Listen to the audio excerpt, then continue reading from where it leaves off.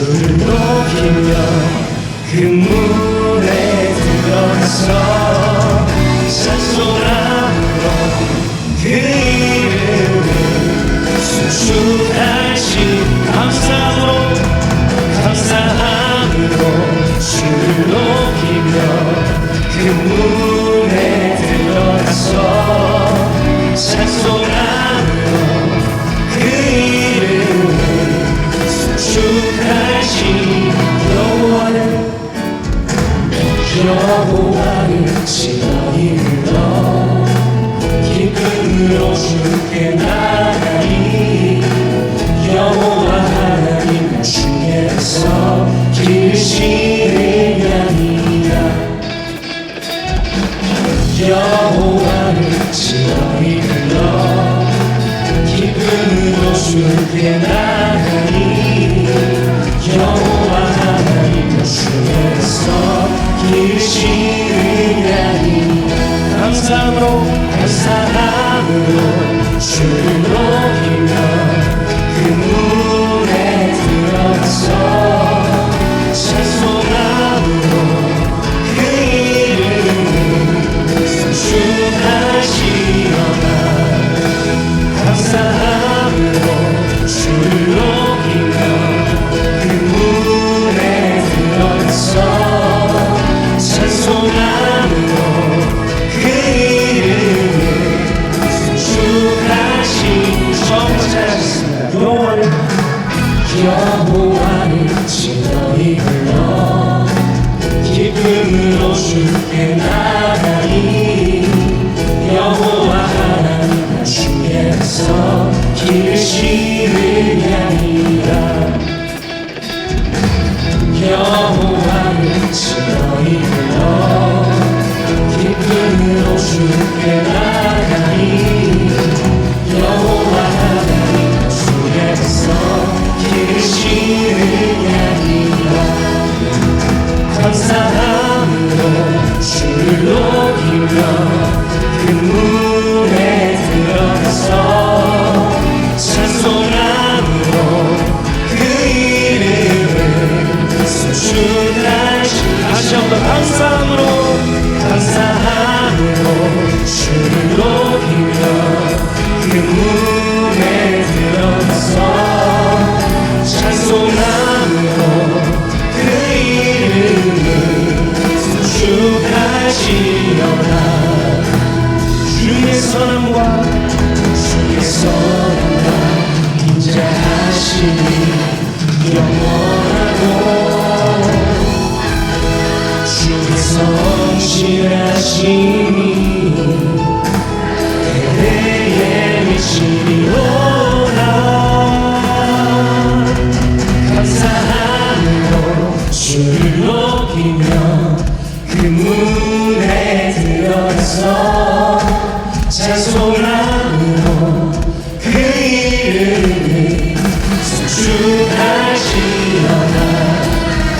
감사함으로 주를 높이며 그 문에 들어서 찬송함으로 그 이름을 송축하시어라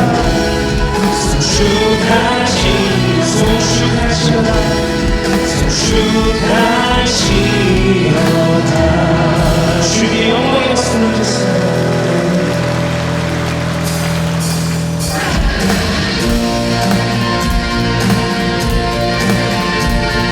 예수께서 우리에게 복 주시고 힘 주시는 그 주님을 찬양하며 나아가셨습니다.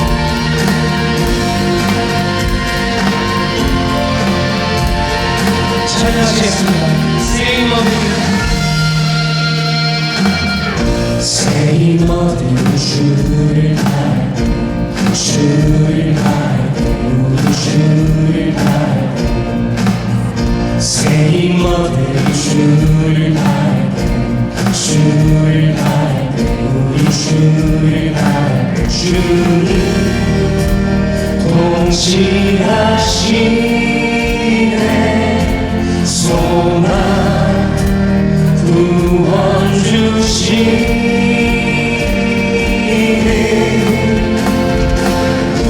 같이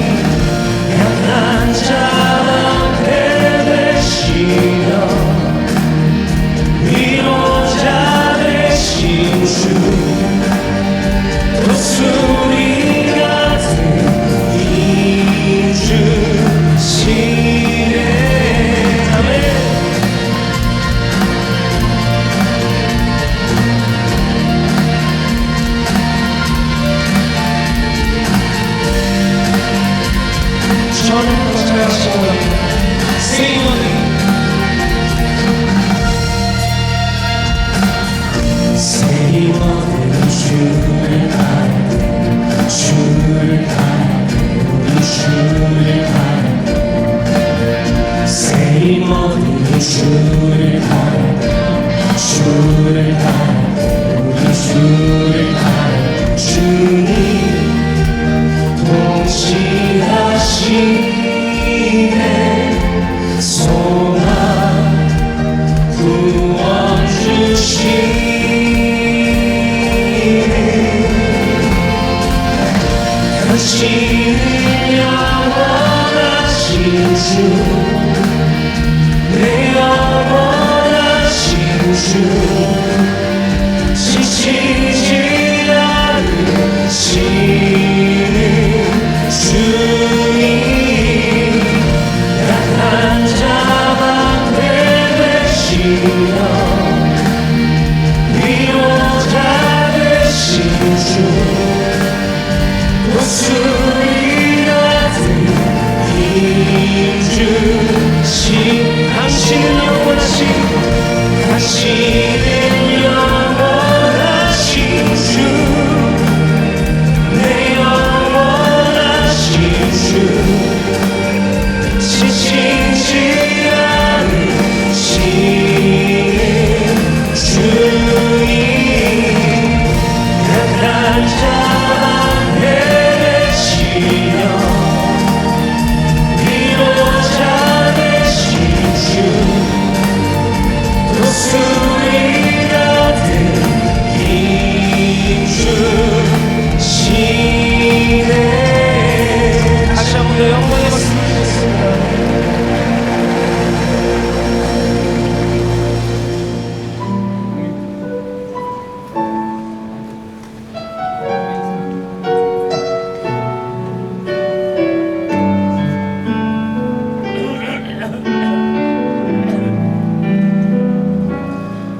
오직 주의 사랑에 매여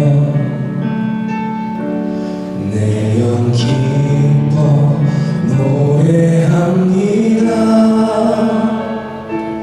이 소망의 언덕 기쁨의 땅에서 주께 사랑 드립니다. 오직 주의 임재 안에 갇혀 내 영 기뻐 찬양합니다. 이 소명의 언덕 거룩한 땅에서 주께 경배드립니다. 주께서 주신 모든 은혜 나는 말할 수 없네. 내 영혼 즐거이 주 따르렵니다. 주께 내 삶 드립니다.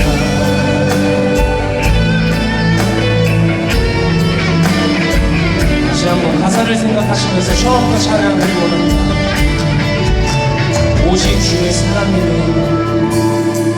오직 주의 사랑에 매여 내 영 기뻐 노래합니다. 이 소망의 언덕 기쁨의 땅에서 주께 사랑 드립니다. 오직 주의 임재하는 오직 주의 임재 안에 갇혀 내 영 기뻐 찬양합니다. 이 소명의 언덕 거룩한 땅에서 주께 경배드립니다. 주께서 주신 모든 은혜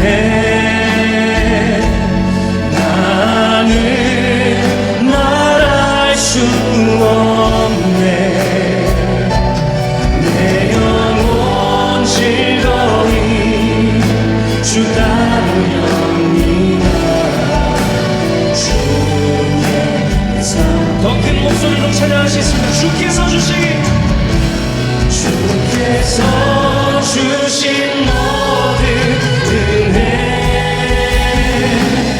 나는 말할 수 없네. 내 영혼 즐거이 주 따르렵니다. 주의 삶들이다.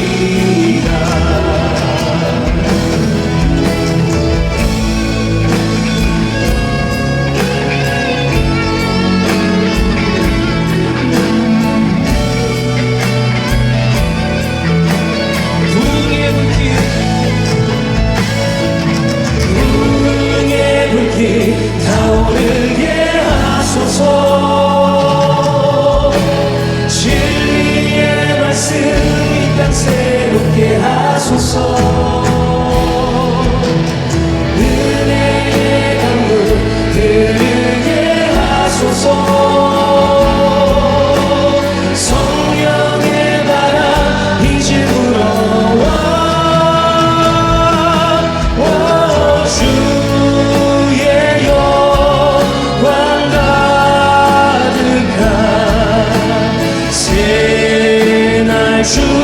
주소서. 오 주의 은혜 이곳에 임하소서. 영광 영광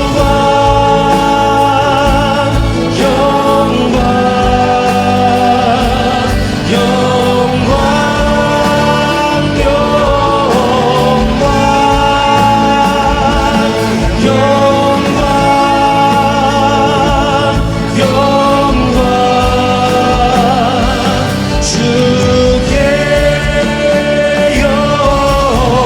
영광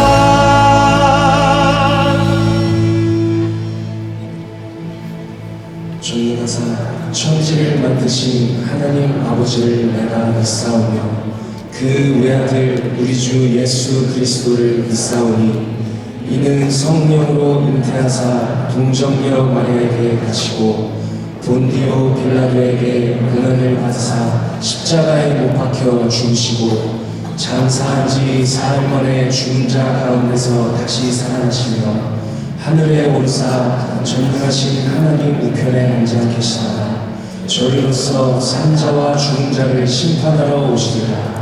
성령을 믿사오며 거룩한 공회와 성도가 서로 교통하는 것과 죄를 사하여 주시는 것과 몸이 다시 사는 것과 영원히 사는 것을 믿사옵나이다. 다 함께 기도드리겠습니다. 믿음, 소망, 사랑을 온전히 이루고자 십자가 위에서 다 이뤘다 하신 예수 그리스도 이름으로 우리 하나님 아버지 세세무궁토록 존귀와 영광과 찬송을 받으시옵소서.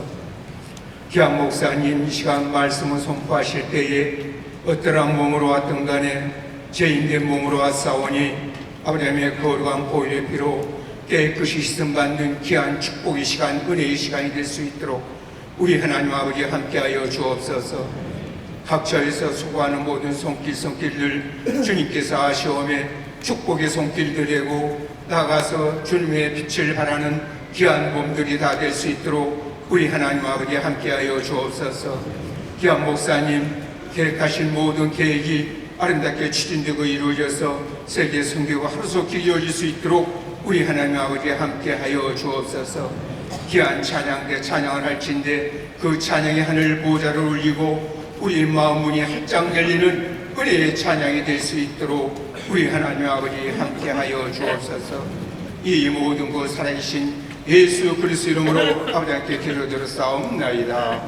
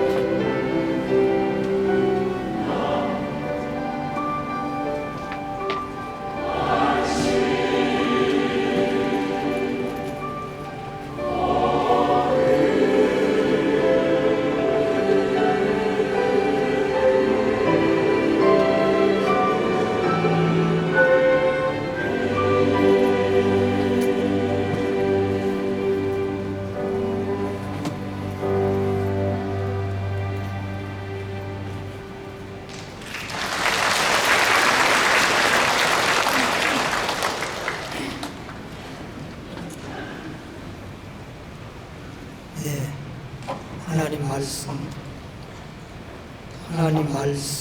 보겠습니다. 요한복음 7장 31절. 요한복음 10장 31절 156페이지입니다. 156페이지 요한복음 7장 31절 말씀 보겠습니다. 다 같이 함께 봉독하겠습니다. 시작.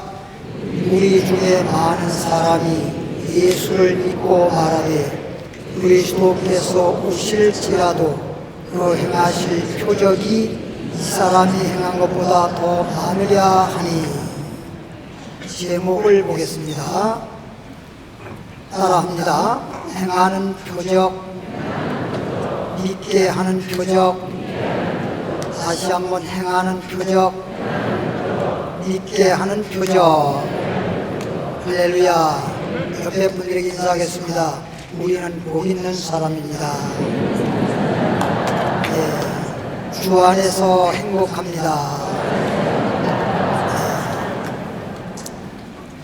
오늘은 행하는 표적, 믿게 하는 표적, 이 표적에 관해서 말씀을 드리려고 하는데, 하나님이 창조한 창세기 1장의 내용을 보면 이것은 무슨 표적도 표적이지만 사람들이 상상할 수 없고 이해할 수 없는 창조의 역사를 보면 어마어마한 기적이요 어마어마한 표적입니다. 그런데 창조 이후에 구약성경에서 가장 하나님의 행하시는 그 표적을 보면 모세 당시입니다. 모세 당시 이스라엘 백성들의 애굽에 430년 동안 종살이 하다가 430년 만에 애굽에서 해방받는 그날 밤 어떤 일이 벌어졌습니까? 애굽 나라 모든 집집마다 장자가 죽어버리는 그런 엄청난 참사가 일어났습니다. 그런데 이스라엘 백성들 집에는 장자 한 사람도 죽는 사람이 없었습니다. 이것이 애굽 나라의 하나님이 10가지 재앙 내린 중에서 10번째 마지막에 내린 재앙인데, 애굽 나라 집집마다 장자가 죽는 그런 재앙이었습니다. 이러한 것들을 이스라엘 백성들은 다 봤습니다. 애굽 사람들은 다 죽었는데 이스라엘 백성들 가정에는 한 사람도 죽지 아니하고 보호함을 받았다는 엄청난 기적의 역사입니다. 그래서 그들이 장자가 죽어서 그냥 울고 불고 장자 아들을 껴안고 통곡하는 그 사이에 이스라엘 백성들은 애굽에서 탈출하는 것입니다. 애굽에서 탈출해가지고 그 밤길에 나와서 가다 보니까 홍해바다가 가로로였습니다. 홍해바다니까 이런 한강도 건너기 힘든데 홍해바다가 앞에 가로로여서 바다를 건널 수도 없고 조금 있다 보니까 어찌하면 좋을까 우왕좌왕하는데 뒤에서는 말발굽 소리가 나는 것입니다. 뒤를 돌아다 보니 애굽의 특공대 군사들이 이스라엘 백성들을 이렇게 도망간 걸 알고 잡으러 오는 것입니다. 이스라엘 백성들은 큰일 났어요. 앞으로 가자니 홍해바다에 빠져 죽게 생겼고, 뒤에 보니까 애굽 사람들이 특공대를 투입해가지고 이스라엘 백성을 잡으러는데 잡혔다고 하면 죽든지 아니면 다시 영원히 종살이 할 수밖에 없는 그런 신세가 되었습니다. 얼마나 불안하고 얼마나 큰 공포입니까? 그런데 모든 사람들이 우왕좌왕하고 그냥 어떤 사람들은 막 우린 죽었다라고 막 통곡하는 사람도 있고 배라를 쓰러미다 있는데, 하나님이 모세를 통해서 하시는 말씀, 모세가 백성들을 향해서 여러분 조용하세요, 통곡하지 마세요, 불안해하지도 마세요, 염려도 하지 마세요, 절망도 하지 마세요. 우리 하나님의 기적을 보세요. 하나님의 능력의 역사를 보세요. 그리고 오른손을 바다편을 쫙 내밀었더니 홍해 바다가 쫙 갈라진 것입니다. 할렐루야. 저는 10개 영화가 처음에 제가 봤던 4시간 반인가 그렇더라고요. 10개를 안 봤나. 그런데 그 10개 영화가 4시간이 넘을 정도이기 때문에 때로는 지루해서 졸다가도 홍해바다가 갈라졌을 때는 그냥 전부 다 큰 사람도 좋은 사람 없이 다른 사람도 다 깨어있는 모습을 봤습니다. 왜? 모든 사람들이 그냥 박수를 치기 때문입니다. 홍해바다 갈라지니까 신났다고 하나님께 할렐루야 하면서 막 박수를 치는 바람에 그냥 잠자다 다 깨어나가지고 함께 박수를 쳤어요. 홍해바다를 건너왔습니다. 이제 광야에 들어오니까 애굽으로부터 자유를 얻고 해방되었긴 했으나 광야에 와서 보니까 마실 물도 없지요, 먹을 양식도 없지요. 한마디로 말하면 목말라 죽을 지경이지요, 굶어 죽을 지경이지요. 이거 어떻게 삽니까? 그러니까 이스라엘 백성들이 또 원망하기 시작합니다. 그런데 하나님이 그들에게 만나를 내려서 배불리게 하시고 반석을 쳐서 물 나오게 하셔서 사람들뿐만 아니라 짐승들까지 먹고도 남을 정도로 충분히 하나님이 주셨다는 사실인 것입니다.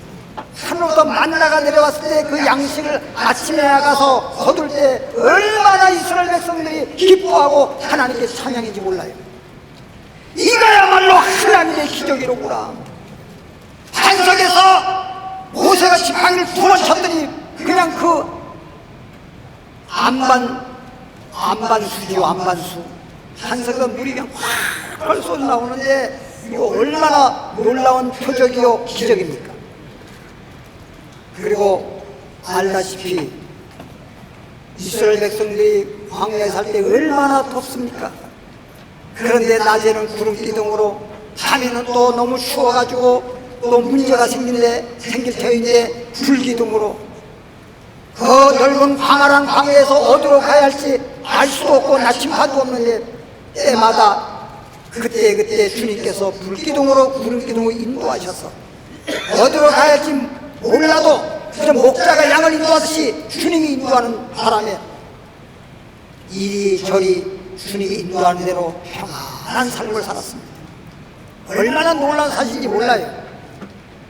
제가 이런 말을 하는 것은 창조 사건뿐만 아니라 모세 당시에 이스라엘 백성들이 지금 홍해바다 갈라지는 사건, 애굽의 장자들 다 죽고 이스라엘 백성들을 장자는 하나도 죽지 아니하고 모함을 받았던 사건, 그리고 홍해바다 갈라지기 전에 애굽 사람이 잡으러 왔을 때 불기둥으로 그들을 막아놓고 홍해바다 갈라지고 하시고 홍해바다를 안전하게 건너게 하신 사건, 광야에서 만나를 먹게 하시고 반석에서 물나게 하시고 구름기둥으로 불기둥으로 지켜주시고 인도하신 그러한 하나님의 놀라운 표적과 기적을 그렇게 보고도 수없이 보고도 그 사람들이 가나안 땅 들어갈 때 어떻게 했습니까? 20세 미만, 즉 애굽에서 나왔을 때는 장정들만 60만 명이라고 했어요. 그럼 여자들과 어린아이 다 합치면은 몇 명입니까? 수백만 명입니다. 수백만 명. 그런데 가나안 땅 들어간 갈렙과 요수아와 그리고 20세 미만만 들어갔다는 걸 보면 20세 미만은 광야 40년 생활이거든요. 광야에 와서 태어난 사람이에요. 광야에서 태어나서 났는데 광야에 가서 살 때 1년 만에 태어난 사람도 아니고 거의 20년 광야 생활하고 태어나서 20살 미만 애들만 갈렙과 요수아를 따라서 가나안 땅 축복의 땅에 들어갔다는 사실인 것입니다. 그렇게 기적과 표적을 많이 보고도 전능한 하나님을 믿지 못하고 하나님 말씀을 믿지 못하고 그렇게 말씀대로 불순종해서 광야에서 멸망을 당했다는 것입니다. 제가 오늘 여러분에게 말하는 것은 이렇게 행하시는 표적 가지고는 끝까지 믿거나 천국 들어갈 수 있는 것이 아니라는 사실이에요. 그래서 행하는 표적보다는 믿게 하는 표적, 예수 그리스도를 믿을 수 있는 표적이 오늘 여러분들에게 있기를 주님은 축원합니다. 그 말씀을 드리려고 하는 거예요. 그래서 한 가지 더 말씀드리면요, 그래서 신명기 한번 8장 보겠습니다. 성경 말씀 신명기 8장 4절 말씀 보면요, 이스라엘 백성들이 광야 생활할 때 입었던 옷이 어떻게 되었는가라는 걸 한번 보겠습니다. 274페이지 신명기 8장 4절 말씀 보니까 이 40년 동안에 이스라엘 백성들이 애굽에 나와서 홍해바다 건너서 광야 생활을 40년 동안 했습니다. 40년 동안을 광야에서 그 험한 광야에서 살았는데 40년 동안에 내 의복이 임하는, 그들이 애굽에서 나올 때, 애굽 나라에서 나올 때 입었던 옷, 두 벌 옷이 있는 것도 아닙니다. 단벌 신사처럼 단벌 옷 한 벌밖에 입고 나오지 않는데 40년을 입었어도 내 의복이 헤어지지 아니하였고 그랬어요. 40년을 입었는데도 새 옷 같아. 하나도 떨어지거나 구멍나거나 그러지 않았다는 것입니다. 예? 그리고 내 발이 말은 매일매일 이스라엘 백성들이 광야에서 편히 누워 있는 게 아니라 밤에 잠잘 때 빼놓고는 계속 하나님이 이리로 인도하시고 저리로 인도해서 매일매일 그냥 걸었습니다. 그 뜨거운 광야에서. 그런데도 내 발이 부르트지 아니하였느니라. 물집 하나 생기가 없습니다. 여러분도 알다시피 이봉주인가요? 마라톤 선수.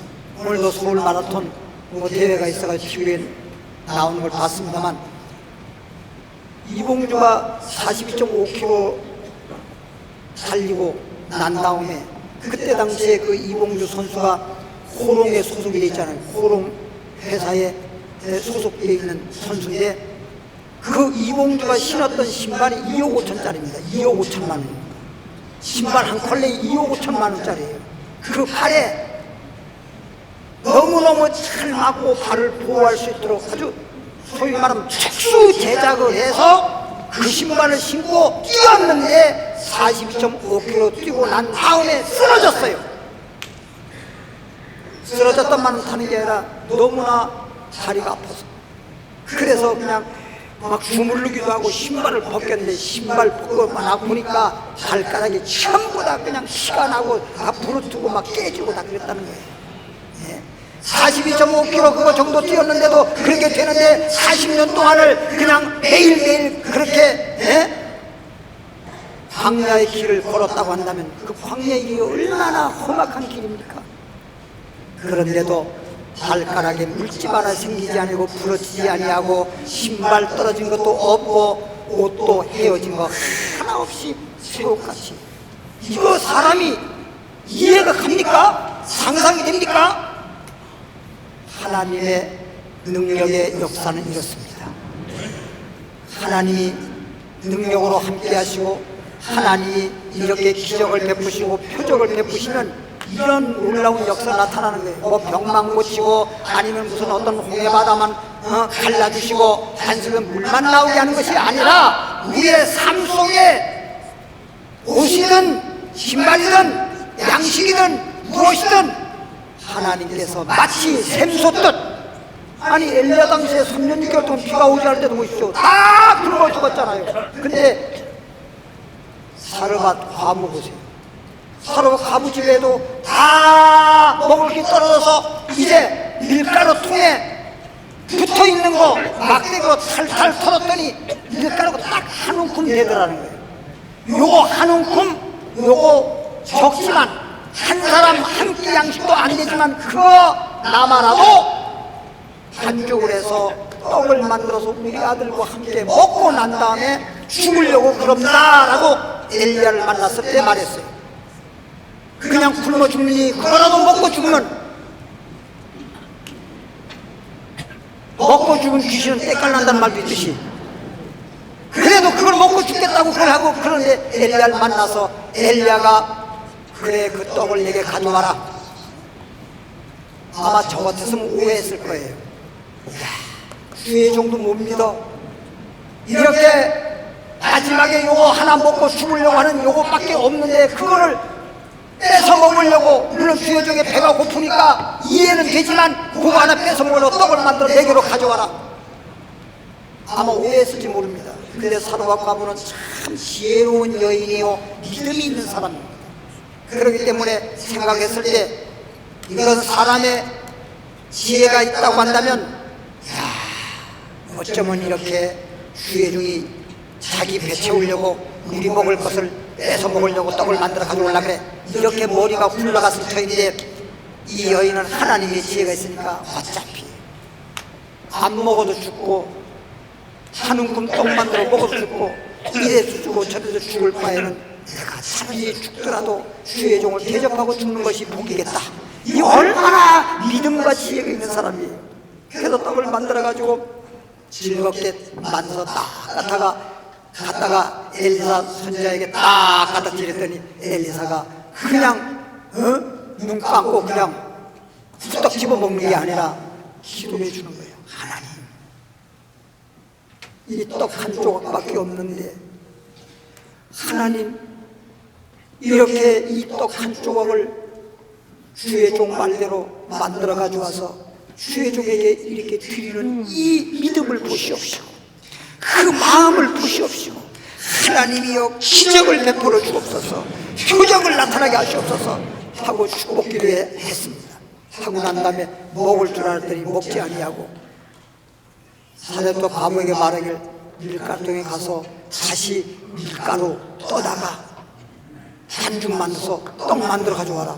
아마 나 같으면 또 두 번째 오해를 했을 겁니다. 먹지 않고 굶어서 그런가, 정신이 없나 보다, 주의 종이 정신이 없나 보다. 인간적으로 생각하면 그렇게 두 번씩이나 오해할 수 있고 착각할 수 있겠으나 사도바 가문은 설령 그렇게 그렇다 손치더라도 그렇게 생각하지 아니하고 주의 종이 하나님, 내가 이해가 가든지 이해가 가지 않든지 간에 주의 종이 밀가루통에 가라고 했으면 가보자. 그냥 순종한 거예요. 밀가루 들어가서 뚜껑을 열었더니 밀가루 가득한 거야. 얼마나 놀랐습니까? 이것이 하나님의 기적이야. 이것이 하나님의 행하시는 표적이야. 놀라운 역사 나타났잖아요. 예? 그리고 그 아들이 또 병들어 죽게 됐을 때 엘리야가 기도를 합니다. 하나님, 이 가정이 이렇게 주의 종을 대접하고 또 이렇게 분양했는데 이 가정이 아들이 지금 죽었습니다. 숨이 끊어져 죽었어요. 하나밖에 없는 아들인데 주님 살려주십시오 하고 기도했더니 갑자기 조금 있다가 기침을 7번 하더니 살아난지라. 이게 기적이에요. 이런 걸 표적이라고 하는 겁니다. 하나님께서 이렇게 행하시는 표적이 있습니다. 신약에 와서 보면은 어떤 일이 있습니까? 예수님이 이 땅에 오셔가지고 제일 첫 번째 표적을 나타낸 표적이 뭐죠? 물을 포도주 되게 한 표적입니다. 요한복음 2장에 가나안 혼인잔치에 잔치하다 보니까 오후에 포도주가 떨어졌으면 모르겠는데 오전도 다 안 갔는데 포도주가 다 떨어져 버렸으니 모든 손님들이 뭐라고 하겠어요? 낭패날 수밖에 없는데 주님께서 말씀하시기를 항아리마다 물을 가득가득 채워라. 그리고 그 물을 떠다가 연회장의 손님들에게 부어줘라. 주님 하신 말씀대로 했더니 물이 포도주가 되어서 더 좋은 잔치가 됐지 않습니까? 이 첫 번째 주님이 나타낸 표적입니다. 두 번째 표적은 왕의 신하, 오늘날로 말하면 비서실, 대통령 비서실장 정도 되는 그런 고위직의 아들이 병들어 지금 죽게 됐을 때 주님께서 내 아들이 나았다 그 한마디 말씀을 듣고 집에 가보니까 죽을 자가 깨끗이 났어요. 주님께서 이렇게 물을 포도주 되기도 하고 또 나면서부터 소경된 자, 나면서부터 안진뱅이 된 자, 전신마비 중풍병 된 자, 38년 된 병자, 귀신 들린 자, 막달라처럼 7 귀신 들린 자, 정신병자들 싹 고쳐주시는 이런 엄청난 표적을 나타냈습니다. 그리고 어떤 표적이 있습니까? 오병이의 기적이 있습니다. 그때 당시에 사람들은 오늘날도 여러분 TV에 가끔 그런 광고 방송을 보면 아프리카 사람들이 먹을 게 없어서 애를 껴안고 굶어있는 그 모습 막 파리가 와서 눈에 와서 그냥 그 눈곱인가요? 그걸 막 파먹고 그리고 바싹 말라있는 그런 걸 보고 여러분 한 달에 10,000원씩만 보내주시면 이 어린아이 생명을 살릴 수 있습니다. 이런 광고 많이 나오잖아요. 현재도 그런데 옛날 그 당시에 얼마나 굶어 죽는 사람도 많고 배고픈 사람이 많았겠습니까? 그런데 예수님이 보리떡 5개하고 물고기 2마리 가지고 5,000명, 장정만 5,000명인데 5,000명을 먹고도 12바구니를 거둔 사건 여러분 잘 알잖아요. 이거는 뭐 우리 사람이 이해할 수 없는 놀라운 하나님의 행하시는 표적입니다. 거다가 또 뭐가 있습니까? 베드로가 바다 위를 걸어가는 기적. 아니 그냥 한강물에도 못 걸어가요. 한강은 고사고 연못에도 못 걸어가요.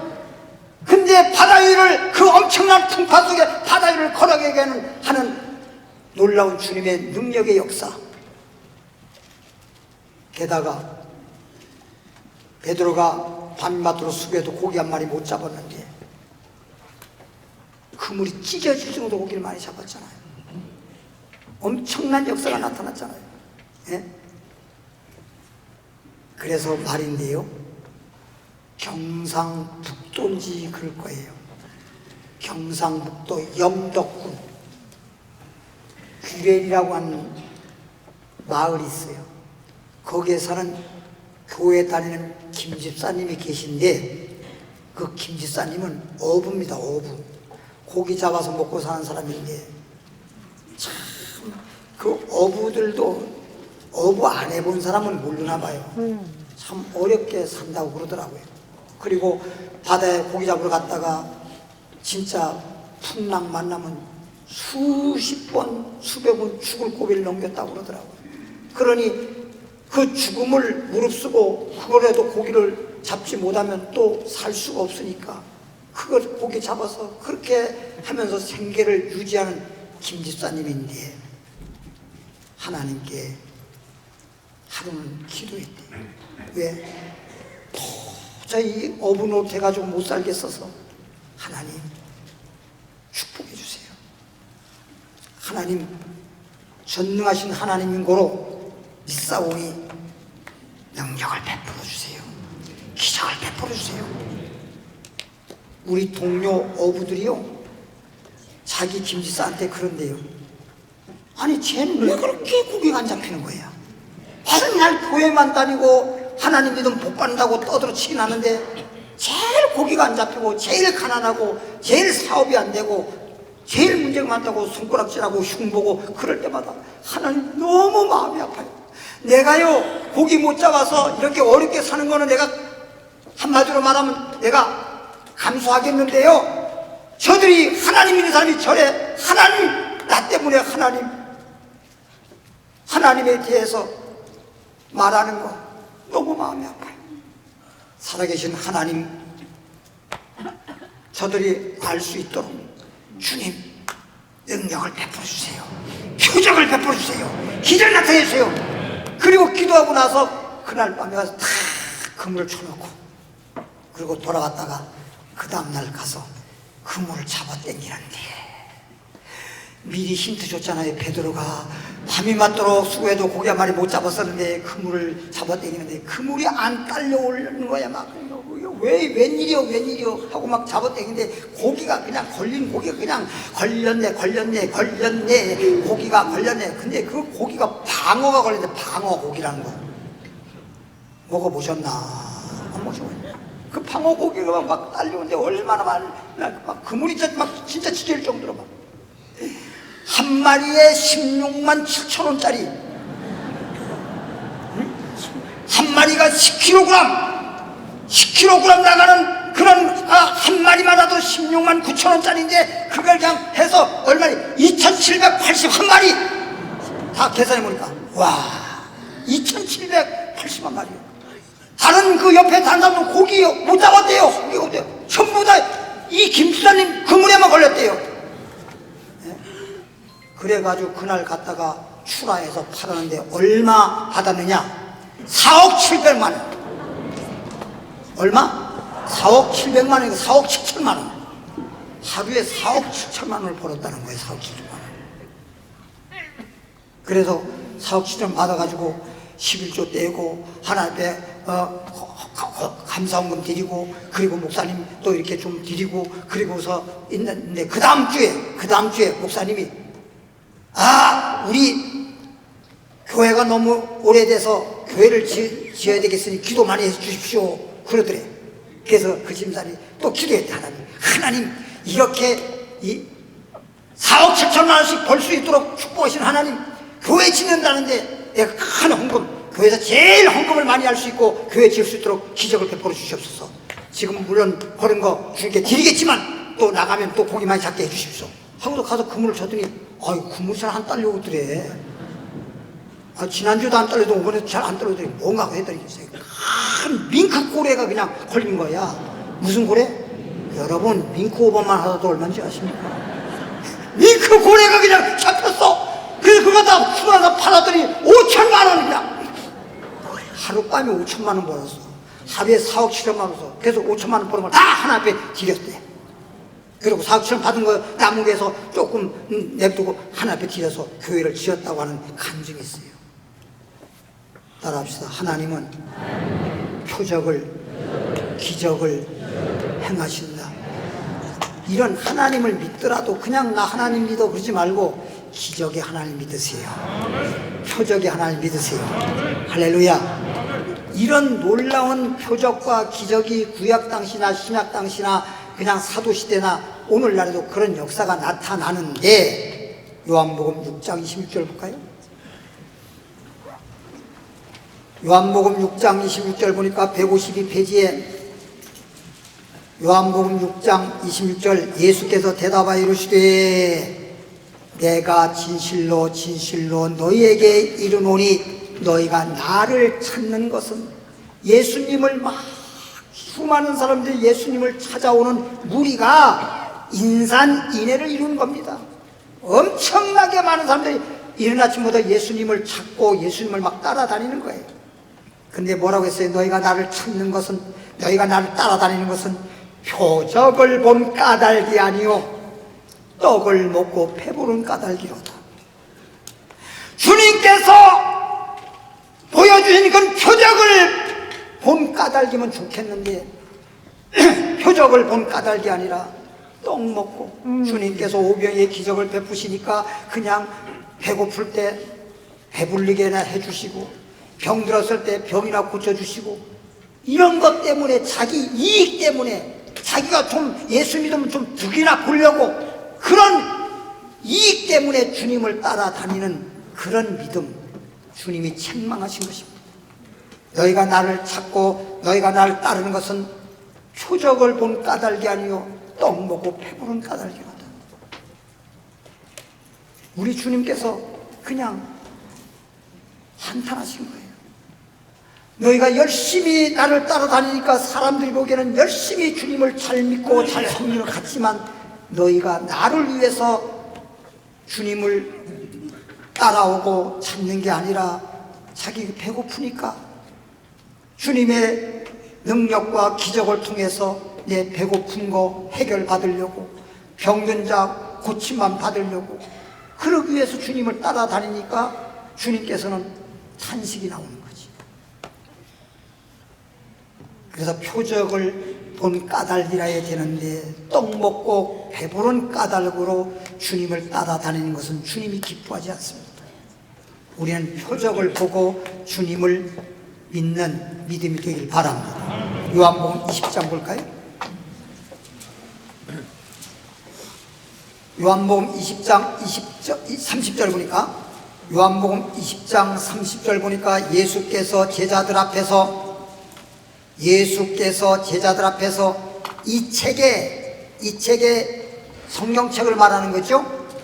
이 책에 성경책에 기록되지 아니한, 성경에 기록된 것만 하더라도 어마어마한데 성경에 기록되지 아니한 다른 표적도 많이 행하셨으나, 그러면 우리가 지금 성경책에 기록된 표적도 어마어마하게 많은 표적과 기적의 역사가 많은데 성경에 기록되지 아니한, 주님께서 행하는 표적을 성경에 기록되지 아니한 표적도 많다는 거예요. 이렇게 성경에 기록되지 아니한 표적이 많지만은 오직 이것을 기록하면, 왜 그럼 이렇게 표적에 대해서 기록을 하고 있느냐? 나면서부터 소경된 눈뜨게도 하고, 말 못하는 사람 말하게도 하고, 나면서부터 안진병이 된 자 고쳐서 일어나기도 하시고, 오늘날도 고치지 못한 문둥병도 고치게 하시고, 이러한 각종 표적, 오병제의 표적이든 물을 포도주게 했던 표적이든 간에 이러한 각종 표적을 주님께서 많이 행하신 이유가 뭐냐? 오직 이것을 기록하면, 주님이 행한 표적에 대해서 기록한 것은 너희로 예수께서 하나님의 아들 그리스도이심을 믿게 하려 함이라. 할렐루야. 표적을 주께서 나타내신 것은 예수를 믿도록 하기 위해서란 말이에요. 믿도록 하기 위해서란 말이에요. 예수 믿으라고. 그래서 저도 예수 믿으라고 그렇게 전도를 받았는데도 예수를 제가 믿지 않고 예수 믿는 사람들을 가리켜서 전부 다 멍청한 사람이라고 했어요. 그러니까 한마디로 말해서 지똑똑이야, 지똑똑. 나만 잘난 사람이요, 나만 똑똑하고 모든 사람은 다 소위 그냥 멍청하다, 미련스럽다, 어리석다 이렇게 생각하고, 돈만 벌으면 돈 벌어야 되지, 그래서 저렇게 교회 나갈 사이가 어디 있냐고 말이야. 이랬던 사람인데 돈도 많이 벌어봤지만, 제가요 옛날에 제 사업할 때 한 달 벌었을 때 집 한 채씩 샀을 정도로 그 당시에 그렇게 돈도 많이 벌어봤던 사람입니다. 근데 그때는 솔직히 돈이 최고인 줄 알았어. 왜? 제가 어렸을 때 너무 가난하게 살았었기 때문에. 여러분 이미 제 간증들은 다 알고 있잖아요. 너무 가난하게 살았기 때문에. 그러니 너무너무 가난해서 제가 서울에 올라와서 돈 버는 것이, 돈을 벌어야겠다. 그래서 서울로 제가 14살 땐가 무작정 올라왔던 사람 아닙니까? 올라와서 뭐 갈 데도 없다 보니까 붙잡혀가지고 고아원에 갔고, 그래서 어머님이 살아 계신데도 불구하고 고아원 생활했잖아요. 그리고 사회 진출해가지고 고생 참 많이 했습니다. 근데 돈을 이렇게 많이 벌고 그랬는데 나중에 내 몸이 병들어 죽게 되니까, 병원에서 못 고친다고 하니까 그때는 돈이 다가 아니야. 내 몸이 아프지도 않고 건강했을 때 아무런 문제가 없을 때는 돈이 최고라고 했는데 이제 죽게 생겼으니까 돈이 다가 아니야. 돈이 다가 아니로구나. 그제서야 돈이 다가 아니라는 걸 알게 되었고, 제일 중요한 게 뭐냐, 그때 당시에는 건강이 돈보다 더 중요하구나. 건강이 돈보다 더 중요하구나. 그런데 뭐 병원에서 못 고친다는데 어떻게 해요? 그래서 하나님 믿는 사람들 보고 가장 미련하다, 멍청하다 했던 사람이 제가 천부여 의지 없어서 손 들고 옵니다 하고 교회를 새벽에 나갔던 사람이에요. 새벽에 나가서 겨울이런지라 1월 14일이니까 다 추우니까 기도 다 가버리니까 아무도 없어. 내 혼자 기도하다가, 뭐 기도는 할 줄 알아요. 그러다가 그곳에 주님을 만나서 그냥 갑상선, 위장병, 심장병, 그 다음에 신장, 콩팥병 이런 합병증으로 고치지 못하고 죽을 자가 그냥 병이 고쳐져 버렸으니 교회 올라갈 때에는 1시간 15분 걸렸는데 교회에서 집까지 내려올 때는 5분밖에 안 걸렸네. 우리 어머니가 집에서 제가 가게에 누워 있었는데 집에서 식사를 만들어 가지고 바구니에 가지고 들고 오다가 문 열고 내가 활동하는 걸 보고, 여러분 그땐 죽을 날만 기다리느라고 보름에 한 번씩 일어날 정도예요. 그것도 내 혼자 못 일어나고 이렇게 세워서, 그러면 그때 물 떠다가 수건 빨아가지고 그냥 얼굴 닦아주고 손 닦아주고 몸 닦아주고 그랬었는데, 일어나서 활동하니까 놀래가지고 그 아침밥을 가지고 만들어가지고 온 걸 땅에 떨어뜨려가지고 그냥 다 막 그냥 다 엉클어지고 밥이 막 쏟아지고 그냥 뭐 반찬도 막 쏟아지고 그랬잖아요. 그래서 그냥 거기서 어떻게 했어? 그 바구니 있는 거 갖다 그냥 주섬주섬 해가지고 그냥 저절로 비빔밥이 돼가지고 그냥 먹었어. 그냥 섞어져 버리니까 그냥. 응? 그랬었잖아요. 그래서 저는 지금도 이렇게 예수 믿고 지금까지 살아오면서 하나님의 능력과 기적과 살아계신 하나님의 능력을 알기 때문에, 제가 그러기 때문에 물질에 저한테 돈도 많이 벌어봤던 사람인데 물질에 저 욕심 없습니다. 그러니까 어느 집을 산다라도 내가 뭐 집을 사서 바깥에서 바깥에서 내가 살고 이러지도 않잖아요. 그냥 교회 안에서 살아요. 그렇게 살아오잖아요. 제일 중요한 거 예수를 깨달았더니 뭐냐? 생명인데 생명의 영생이란 말이에요. 영생. 영생이 나에게 가장 큰 축복이에요. 따라합시다. 영생 얻은 것이 가장 큰 축복이요. 예수 믿고 영생을 이제 얻었다. 예수님이 나와 함께 하신다. 그리고 예수님과 함께하는 사람은 이제 먹을 거, 입을 거, 마실 거 염려하지 않아도 주님께서 다 필요에 따라서 책임져 주시는 것입니다. 그러니까 괜시리 그냥 뭐 염려하거나 걱정하거나 그럴 필요가 없어요. 이제 모든 걸 주 안에서, 예수 안에서 감사하고 기뻐하고 주님과 함께 동행하는 삶을 살기를 바랍니다. 그래서 또 너희로 믿고 그 이름을 힘입어 생명을 얻게 하려니라 그랬잖아. 표적을 행한 것은 다른 게 아니라 표적을 통해서 예수 믿게 하고 예수를 믿어서 새 생명을 얻게 하려 함이니라. 마태복음 12장을 보겠습니다. 38절입니다. 거기 보니까 그때의 서기관과 바리새인 중, 이거는 예수님을 막 이단이라 그러고 예수님을 막 비방했던 그 당시의 정통파 바리새파 유대교 사람들입니다. 이 사람들이 몇 사람이 말하되 예수님이여 우리에게 표적을 보여주기를 원합니다. 예수님을 비방하고 예수님을 이단이라 그러고 예수님을 잡아 죽이려고 하는 그 유대교 바리새파 사람들이 예수님께 와가지고 시험해서 뭐라니까, 하늘로부터 오는 표적을 좀 나타내 보시오. 당신이 진짜 하나님의 아들이라면 표적을 좀 행해 보시오.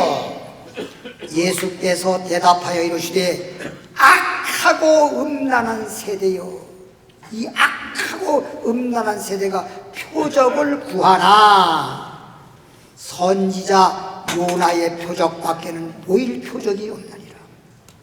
난 너희들에게 표적을 보여주고 싶지 않아. 표적을 보여주는 이유는, 표적을 보여주는 목적은 표적을 통해서 예수를 믿어 영생을 얻게 하기 위한 건데, 그들은 진짜 예수 믿어서 영생을 얻으려고 온 것이 아니라 예수님을 시험하려고, 어떻게 해서라도 무슨 말 하나 꼬투리 잡으려고, 어떻게 해서라도 예수님을 함정에 빠뜨리려고, 넘어지게 하려고 그렇게 와가지고 예수님을 시험하고 있으니 예수님께서 다 아시고 나는 너에게 보여줄 표적이 없느니라. 내가 너에게 보여줄 표적이 하나 있는데, 그 표적은 요나라고 하는 선자가 바다에 빠졌을 때 큰 물고기가 삼켰다가 3일 동안 밤낮 물고기 뱃속에 있다가 3일 만에 물고기 뱃속에서 나온 그 요나의 표적, 밖에는 너에게 보여줄 표적이 없느니라. 요나가 밤낮 사흘 동안 큰 물고기 뱃속에 있었던 것 같이 인자 예수님도 밤낮 사흘 동안 땅 속에 있으리라. 이 말은 십자가 지고 죽었다가 무덤 속에 들어갔다 3일 만에 부활하라. 이런 거 외에는 너에게 표적을 보여주지 않겠느냐. 그러니까 소위 말하면 요나의 표적이란 말은 예수님이 죽었다가 살아난 이것이 너에게 표적이 되기를 바라노라. 그래야 예수를 믿을 거 아니에요. 로마 10장 9절도 뭐라 했어요? 예수님이 구주라고 하는 걸 시인하고 예수님이 죽었다가 살아난 걸 마음에 믿으면 구원 얻으리라잖아요. 다른 걸 믿는 게 아닙니다. 여러분 예수 믿는다 말을 하지만 다른 걸 믿는 것이 아니라 예수님이 죽었다가 살아난 걸 내 마음에 믿으면 구원을 얻으리라. 할렐루야. 고린도전서 1장 22절입니다. 고린도전서 1장 22절 보면요, 264페이지. 유대인은요, 방금 얘기했던 바리새파 유대인은 표적을 구하고, 예수 믿기 위한 표적을 구해야 되는데 그냥 기적, 이적 이것만 구하는 거죠. 유대인은 표적을 구하고 헬라인은 지혜를 찾으나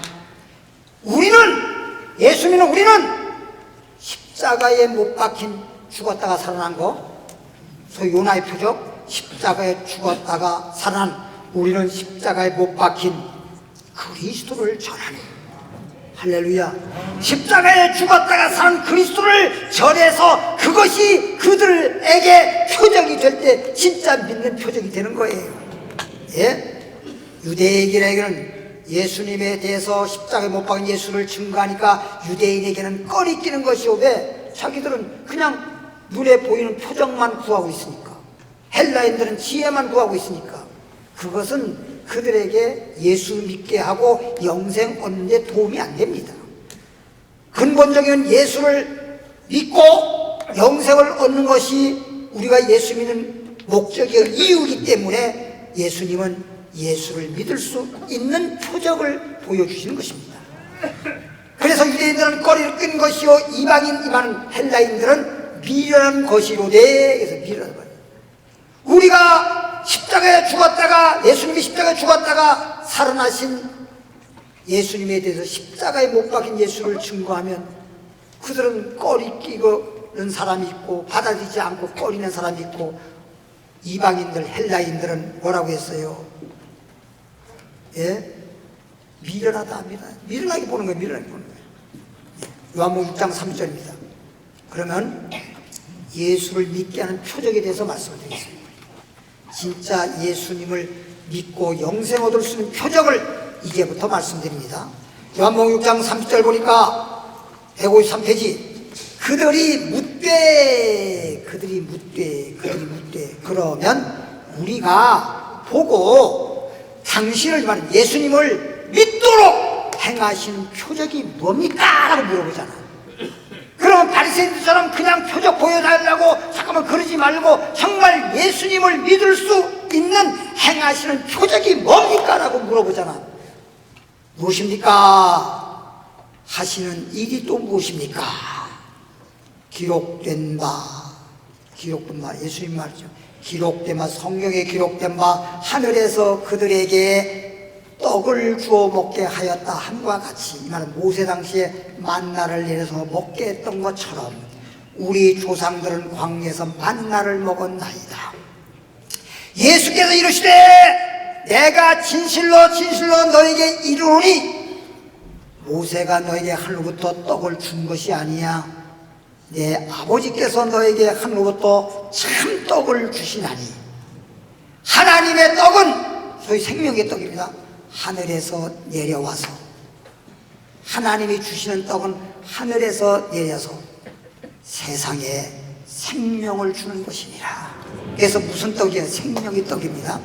그들이 이르되 하늘에서 내려온 생명의 떡이라고 말하니까 그들이 이르되 주여 이 떡을 항상 우리에게 주시옵소서. 이 떡을 주시옵소서. 응? 이 떡이 웬 떡이야? 이 떡을 주시옵소서. 예수께서 이르시되 나는 생명의 떡이니, 예수님 자체가 생명의 떡이니 내게 오는 자는, 예수님께 오는 자는 결코 줄이지도 아니할 것이요 영적으로 굶주리지 아니할 것이요 나를 믿는 자는 영원히 목마르지 아니하리라. 예? 6장 51절에 나는 하늘에서 내려온, 예수님이 말하기를 자신을 가리켜서 나는 하늘에서 내려온 살아있는 떡이니, 소위 말하는 생명의 떡이니 사람이 떡을 먹으면 영생하리라. 내가 줄 떡은 곧 세상의 생명을 위한 내 살이니라 하시니라. 그러므로 유대인들이 서로 다투어 이르되 어찌 능히 자기 살을 우리에게 주어 먹게 하겠느냐. 이게 뭐 이해가 가야지. 못 깨달아서. 아니 예수님이 생명의 떡이라고 그러니까 아니 어떻게 자기 살을 우리에게 줘서 먹게 하느냐. 그럼 우리가 무슨 예수님 살을 뜯어 먹어야 되냐 하고 이제 오해하는 거죠. 이해가 안 가니까 예수께서 이르시되 내가 진실로 진실로 너에게 이르노니 인자의 살을 먹지 아니하고 인자의 피를 마시지 아니하면 너희 속에 생명이 없느니라. 내 살을 먹고 내 피를 마시는 자는 영생을 가졌고 마지막 날에 내가 그를 다시 뭐한다? 살리리라. 내 살은 참된 양시요 내 피는 참된 음료로다. 보십시오. 얼마나 놀라운 사실입니까? 그래서 예수님은 이 땅에서 십자가 지신 것은, 십자가 지셔서 살을 갈기갈기 찢기신 것은 우리에게 영적으로 생명의 떡이 되어주시고 그 물 한 방울 피 한 방울 남기며 다 쏟아주신 것은 예수 그리스도의 피가 나에게 생명의 음료가 되어주신 것입니다. 그래서 오늘날 우리는 뭐 하느냐? 성찬식을 하는 거예요. 그래서 성찬식을 하면서 이게 예수님이 나에게 생명의 떡이 되어주셨구나, 예수님의 살을 먹는 자마다 영생을 얻는다고 했구나, 이게 바로 예수님의 피가 생명의 음료로구나, 그것을 마음속에 믿고 먹으면서 기념하면서 주님 올 때까지 나에게 생명의 떡이 되어주시고 생명의 음료가 되어주신 예수 그리스도를 증거하는 것입니다. 마지막으로 고린도전서 11장 23절 26절 보고 마칩니다. 고린도전서 11장 23절에 보니까 내가 너에게 전한 것은 주께 받은 것이니, 주님께 받은 것이니 곧 주 예수께서 잡히시던 밤, 십자가 못 박기 위해서 예수님이 잡혔던 그날 밤에, 주께서 잡혀셨던 그날 밤에 떡을 가지사, 이게 예수님 그 성만찬한 여러분 집에 액자도 벽에 걸려 있잖아요. 그날 떡을 떼어 주면서 축사하시고 떼어 이르시되 이것은 너희를 위하는 내 몸이니 이것을 행하여 나를 기념하라. 이것을 받아먹고 나를 기념하라 하시고, 식후에 먹고 난 다음에 또한 그와 같이 잔을 가지시고 이르시되 이 잔은 내 피로 세운 새 언약이니 이것을 행하여 마실 때마다 나를 기념하라 하셨으니, 너희가 이 떡을 먹으며 이 잔을 마실 때마다 주의 죽으심을, 예수님이 죽었다가 살아난 것이 뭐야? 우리에게 생명의 떡이 되어주시려고, 또 생명의 음료가 되어주시려고 주의 죽으심을 그가 오실 때까지 전하는 것입니다. 여러분, 살모사 아시죠? 살모사, 독사 살모사 못 본 분도 계시는데 그럼 내가 보여드리겠습니다. 이 살모사는요 새끼를 낳잖아요. 그러면 새끼를 낳으면서 죽어요. 그러면 새끼들이 그 어미의 살을 다 뜯어먹고 사는 거예요. 어미가 새끼를 낳고 나면 새끼를 먹여 살리기 위해서 자기 몸이 먹이가 되고 자기는 죽는 거예요. 이렇게 살모사도 새끼를 살리기 위해서 자기 몸을 먹이가 되어 주셨는데, 예수님이 우리에게 영의 양식이 되어 주시려고, 우리에게 떡이 되어 주시고 정말 생명의 음료가 되어 주기 위해서 십자가에서 죽으신 거예요. 우리 살리기 위해서. 할렐루야. 이런 주님을 여러분이 몰라서 그렇지 알면, 세상에 우리 부모님들이 대신 우리를 위해 죽어주지 않아도 부모님의 은혜를 잊을 수 없고, 부모님에 대한 노래만 나와도 눈물이 막 흘러 나오는데 예수님 십자가 지셔서 나에게 영원한 생명 주시기 위해서 생명이 떡이 되어주시고 피 흘려서 생명 음료가 되어준 사실을 여러분이 몰라서 이렇게 깨닫고 나면 이보다 더 큰 은혜가 어디 있겠습니까? 절대 잊을 수 없는 주님의 사랑이요 은혜인 것입니다. 여기까지. 찬양 281장 아무 흠도 없고 이 가사를 잘 보세요. 예수님이 나에게 생명의 떡이 되어 주려고 생명의 음료가 되어 주셔가지고 나를 이렇게, 이것이 표적이란 말이야. 우리는 예수님이 죽었다가 살아나면서 생명의 떡이 되어주고 생명의 음료가 되어주신 이것이 나에게 표적이 돼야 진짜 예수 믿고 영생 올 수 있는 거예요. 이 찬양 부르면서 예물 드리도록 하겠습니다.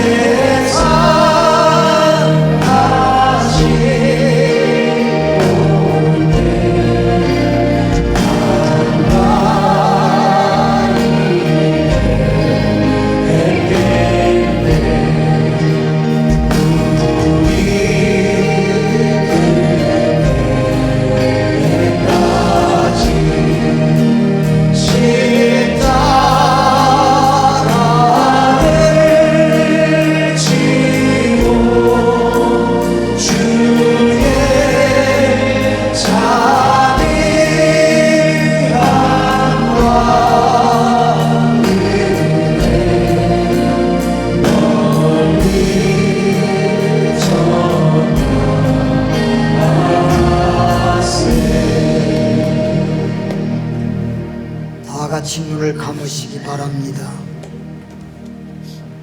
우리 하나님은 죄로 말미암아 죄에 싹슨 사망, 영원히 형벌 심판받을 수밖에 없는 우리들을 죄악 가운데서 구원하시고 영원한 생명을 주시기 위해서, 그리고 이 땅에 산 날 동안에도 건강을 주시고 가난한 사람 구욕해 하시고 환난에서 평안을 주시려고 독생자 예수를 이 땅에 보내시고 우리를 대신해서 십자가 지게 하시고 십자가에 그 쇠못으로 쇠망치로 못 박을 때 얼마나 아팠을까? 얼마나 뼈가 으스러질 때 얼마나 고통이 많으셨을까? 살이 뼈가 막 흔들리면서 입을 지저지라 벌리면서 내가 목마르다 라고 하시고 마지막에 다 이루었노라, 다 이루었노라 하시고 운명하셨습니다. 우리에게 생명의 떡이 되어주시려고, 생명의 음료가 되어주시려고 이와 같이 살을 찌시고 피를 흘리시고 고통당하신 주님이시요, 이제 우리는 살모사 새끼처럼 주님이 나에게 생명의 양식이 되어서 영원한 생명을 얻게 되고 우리가 복을 받게 되었으나, 주님이 십자가에 희생하신 그 은혜를 우리가 안다면 우리는 주님의 은혜에 조금 더 잊지 말고 늘 주 안에서 주님을 위해 살 수 있는 자가 되고 그 은혜를 보답하며 살 수 있는 자가 되고 감사하는 자 되기를 원합니다. 육신의 부모에게도 효돈으로 돼야 되는데 우리는 영적으로 우리 하나님을 잘 공경할 수 있는 신자 되기를 원합니다. 아픈 자리에 손을 얹길 바랍니다. 주님이 십자가에서 못 박이고 채찍에 맞아서 쇠갈고리에 살이 찢기시면서 고통당하신 것은 우리가 병들었을 때 고통당하는 것을 대신하셨으니 병든 자를 치료하기 위해서 이렇게 채찍에 맞았습니다. 베드로서 2장 24절에 채찍에 맞음으로 너희가 나음을 입었노라. 이 시간 나음을 입었노라, 나음을 입었노라, 나음을 입었노라. 하나님의 치유의 역사가 나타날 줄 믿습니다. 기적이 날 줄 믿습니다. 표적이 나타날 줄 믿습니다. 병에서 놓여 건강할지어다, 건강할지어다. 주여 한번 부르기도합니다. 주여, 살아계신 하나님 아버지 참으로 감사드립니다. 우리를 이처럼 살아계시고 축복해 주어서 예수님을 보내시고 십자가에서 아버지 희생하신 예수 그리스도의 은혜를 감사합니다. 아버지 하나님, 이제 예수 안에서 늘 구주 되신 예수님을 바라보면서 믿음으로 살기를 원합니다. 어떤 경우에서도 우리는 아버지 환경과 형편만 바라보지 말고 세상 바라보지 말고 주님을 바라보고 주님을 위해 살 수 있기를 바랍니다. 사도 바울처럼 살아도 주를 위해서 죽어도 주를 위해서 사나 죽으나 주의 것이라고 했사오니 주님을 위해서 살 수 있는 우리를 되고 주님 오실 때까지 예수님의 십자가의 은혜를 전하는 자가 되게 하여 주시옵소서. 온천에 나서 복음을 전할 수 있도록 축복해 주시옵소서. 예수님의 이름으로 기도하옵나이다. 아멘. 하나님께 영광이 없소서. 광고 말씀드립니다. 이번 주 토요일 날 오후 2시 30분 은평지교회 창립 기념 감사 예배를 지교에서 드리겠습니다. 그리고 4월 때부터 70세 이상 되시는 권사님들, 연세 있으신 분들, 정말 혼자서 외롭기도 하시고 또 활동도 별로 안 하시고 고독하시고 이런 분들을 위해서 교회에서 행복 쉼터라고 하는 쉼터를 이렇게 마련했습니다. 그런 분들은 70세 이상 되신 분으로서 행복 쉼터에 나오셔서 찬양도 배우고 지난번 말했듯이 핸드폰도 배우고 또 뭐 그림 그리는 것도 배우고 등등 이렇게 해서 좋은 시간도 갖고 외로움 없이 주 안에서 이렇게 서로 교제도 하고 이렇게 할 수 있는 거기에 신청을 사무실에 신청하시기를 바라고요. 또 하나 아카데믹 교육이라고 소위 감성 글씨라든지 또 우쿨렐라라든지 수묵화, 미술이라든지 난타 등 이런 악기 이런 등등 배우실 분들은 나이 상관없이 또 신청하시면 이렇게 배울 수 있는 아카데미 교육을 또 마련했습니다. 이 자세한 것들은 게시판에 붙여놨으니까 커리큘럼을 잘 보시기를 바라고요. 신청은 사무실 2층에 사무실에 하시면 되고요. 오늘 3부 예배 후에 계시록 영상 예배와 중급 교육이 있습니다. 월요일날 내일 밤 8시 30분에 중급 성경 교육 있고요. 다음 목요일날은 중급 성경 교육과 또 토요일날 5급 성경 교육이 있습니다. 옆에 분들에게 다시 한번 인사하겠습니다. 우리는 복 있는 사람입니다. 다 그 자리에 일어나셔서 하나님 축복해 주시니 찬양 주시고 축도함으로 마치겠습니다. 1절만 하겠습니다.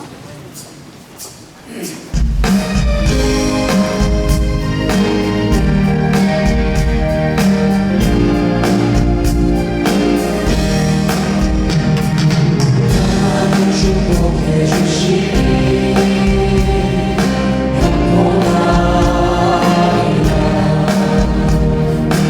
하나님 축복해 주시니 감사합니다. 내 영원한 사랑 하나님 축복하시니 내 영원한 사랑 하나님 축복하시니 하나님 축복하심을 감사합니다. 형통케 하심을 감사합니다. 이제 남은 생에 주님과 함께하고 주님과 함께 동행하고 주님만 바라보고 살아도 주를 위해 살겠습니다. 은혜 보답하며 살겠습니다. 축복해 주옵소서. 오늘 드린 예물 위에 주의 종이 복을 빕니다. 하늘 문을 열어주시옵시고 하늘의 것으로 땅의 것으로 충만케 하옵소서. 이제는 우리 주 예수 그리스도의 은혜와 하나님 아버지의 영원한 사랑과 성령의 충만과 능력과 교통과 위로하심이 오늘 이 자리에 참여한 모든 분들 위에와 가정 위에 그리고 하는 일들 위에 그리고 하나님 나라 들어가는 그날까지 영원히 함께 하실지어다.